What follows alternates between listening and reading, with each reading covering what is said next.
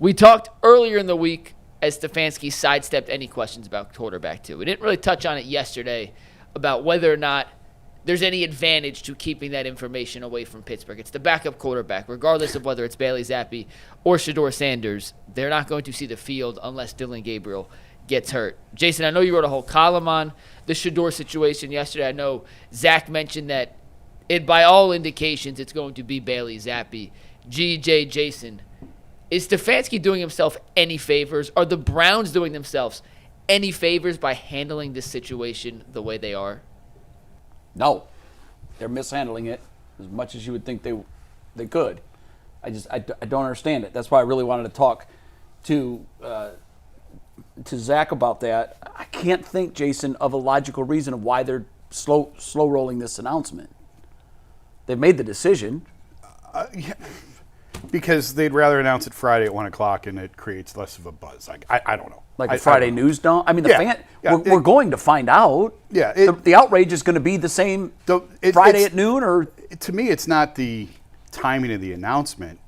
It's the announcement. Right, yeah. It's the fact that you have such little faith in Shedeur that you are promoting Bailey above him. And if by some chance Shedeur is the backup quarterback this week, I think it's only because somebody else in the organization is like, hey, we can't have this. You got to make him the backup. Well, the bite of Jimmy talking about, absolutely, I expect him to play this year, resurface this week. But Zach nailed it. The only reason you have Bailey Zappi in the building is for a situation like this. That's the only reason he's here. There's no other reason for him And so to be now here. it brings even more second guessing of the decision to draft Shedeur into focus, because if you had such little faith in him that he can't be the backup now, why did you draft him? Why is he still here? Why is he still here? That's what I wrote. And I swear I didn't look at one comment because I knew it was going to be Hiroshima. Smart not to. So I deleted Twitter from my phone. Good for you. And I told Bull and Mike last night, I'm like, I've had great 2 days. Like I deleted Twitter from my phone like 2 days ago. Oh, it's the greatest decision you can ever make. I've had so much free time of not just scrolling through nonsense and everything. Yeah, it's death great. scrolling. But why is he here? Why is he here? Because you either believe in him or you don't. And if you do, give him a chance. And I wrote that there's only two reasons I can think of why Shedeur is still here. Either the owner is mandating it, or they're terrified of Shedeur becoming another Baker. I don't know that there's another reason. So this is wild because you really sound like a lot of people who support Shedeur. They've been saying this from a lot. They say, well, look, why is he here then? If you guys obviously, feel you have more trust in Bailey Zappi, who, honestly, he's already, somebody sent me this and I ran across it. I forgot Bailey Zappi even was playing here. Matter of fact, he threw a pick six against the Baltimore Ravens last year. He was already been in the building. This is why I know there's a disconnect somewhere inside the building. You don't trade your Joe Flacco game week if you don't trust that Shadur Sanders is ready. You don't trade Kenny Pickett if you don't feel like Shadur Sanders is a guy that you are willing to develop. And a lot of people that are Shadur Sanders fans have said this the same time that you said. If the Cleveland Browns do not want him to play, and the Cleveland Browns do not have faith in that he's a good quarterback, we'll simply let him go, trade him or whatever the case may be to another team, and give him an opportunity to go somewhere else if you don't believe in it. But people got mad at that and was upset at that early on because it felt like they was trying to force the Browns' hand. Frankly, it isn't forcing anybody's hand. They're telling you this in real time. They're saying that. The reason why I think now I agree with it is because the Browns put themselves to a pressure point when they traded all the veterans. They've now put themselves. Yes, they backed themselves in the corner they're in now. So before you can make the case of, well, they clearly like Dillon. Obviously, they like Dillon. And you want a veteran backing them up. Yeah. Okay, you can buy that, and then you're going to bring Shedeur along slowly. Well, when you trade all the veterans out of the room, now you've put yourself at this point of exposing of what you really think of them. It's forcing you. And my thing is, they said Andrew Berry drafted him. The owner came out and already said he's going to play. So when you say, I don't think there's any animosity or friction, well, listen, that doesn't look like it. it looks like they removed Joe Flacco from out of the way. Like, we're going to take that chip off the table. And now it looks like Stefanski is like, hold on, I got another chip. It's called Bailey Zappi. We're going to elevate him to the number 2 quarterback. Now, here's the thing, Jason. I'm like this. Go play him. If you feel like Bailey Zappi is that guy, play him. But you have to realize what it looks like. Because if he does not play and he doesn't play well, it's going to look like you are the one who is incompetent, because they're going to say, why are you playing Bailey Zappi? Well, just for the record, I have heard from multiple people within the Browns, not named Kevin Stefanski, who do not feel like Shedeur is close. Like, he's not ready, and he's not close to ready. And I have heard that too. And Jay, I don't know that we've even talked about this, but I think it was told to me that there's a fear inside the organization that narrative gets out. Well, it's already out. I know, but it isn't been real. out. It's out there, but in whispers. It's not like headlines right now that the Browns don't believe in them. In 2 days, I've had multiple people that are players reach out and say people inside the locker room feel like Shadur Sanders is a franchise quarterback. These are players, and it's not regular dudes. This not like the backup rundown kicker. Now, there's a difference between what the front office say and the coaching staff say and what players say.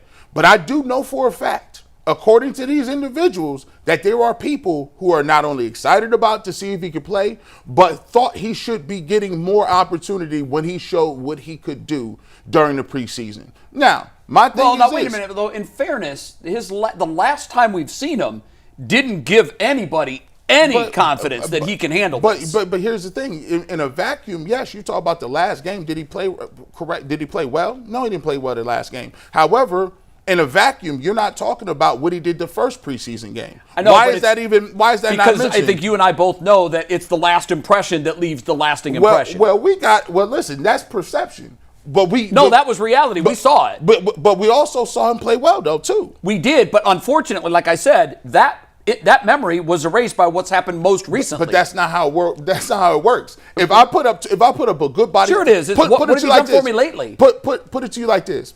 I thought people thought against the Eagles, Dillon Gabriel did not play that well. He had 2 turnovers. He played very well the last game, right? Yeah. So it's 1-1. So okay, you didn't play well this game. He didn't play well this game. So you go to the Shedeur Sanders. He played very well the first game. Did not play so well. 1-1. When you're making an evaluation, you can say, okay, well, it's the perception of it, but the reality of it, he put it on tape. He showed you some things that were good. I know. He showed you some things that were bad. But unfortunately, what he's put on tape most recently, that's what started the fire, in my view. It was like, oh no, all of our worst fears of him holding the ball too long are coming true. Honestly, it's not even.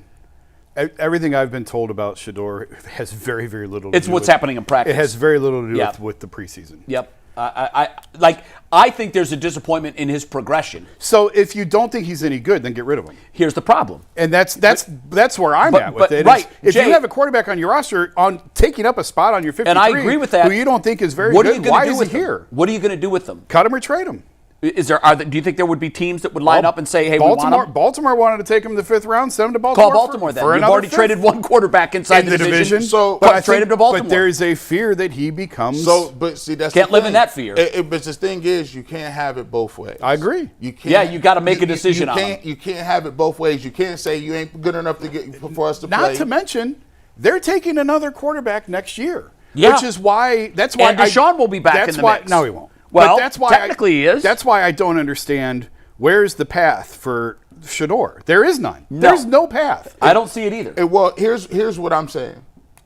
Here's the overarching picture. We are evaluating quarterbacks, and I get the fact that that's what the picture is, but at the same time, you're still evaluating the head coach. Kevin Stefanski has a track record. He has a win-loss record. And if we're going to say that we're going to trust him blindly to go get another quarterback, I ask the question, what's the difference between these two and the guy they want to take, whatever pick they want to take? Are you going to show me that you know how to work with young players?